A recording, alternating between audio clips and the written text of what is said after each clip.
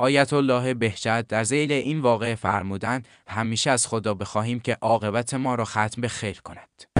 ایشان می‌فرماید که یک کسی چند سال مثل پروان امامش می‌شود، آخر سر امامش را می‌کشد. این است که ابن ملجم مثل پروانه بود برای امیرالمؤمنین. به راستی این کدام عیب پنهان است که یک روزی رو می‌آید. این کدام ضعف ایمان است که یک روزی خودش را نشان می‌دهد. این کدام گناه استغفار نشده است که یک روزی پدر صاحب بچه را در می‌آورد. این کدام خوبی غرور یافته است. در تاریخ آمده است که وقتی ابن ملجم مرادی مریض شد، مولا علی با دستان مبارکش لقمه در دهان او می‌نهاد و دلداری می‌داد.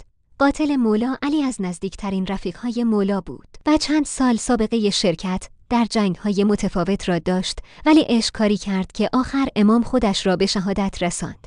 یک روز مولا به ابن ملجم گفت می‌خواهی بدانی چه کسی مرا به شهادت می‌رساند؟ ابن ملجم مرادی گفت آری بگو تا خود او را به هلاکت برسانم. وقتی امیرالمومنین گفت که قاتل من خودت هستی، ابن ملجم اصرار کرد که مولا او را به قتل برساند، ولی امام علی گفتند ما هرگز شروع کننده یک کار شری نیستیم.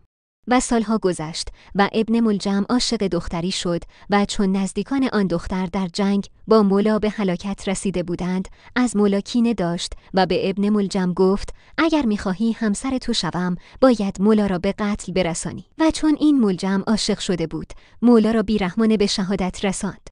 پس ما هم باید حواسمان باشد که امام زمانمان را به بهای اندک نفروشیم، همانطور که برادران یوسف فروختند.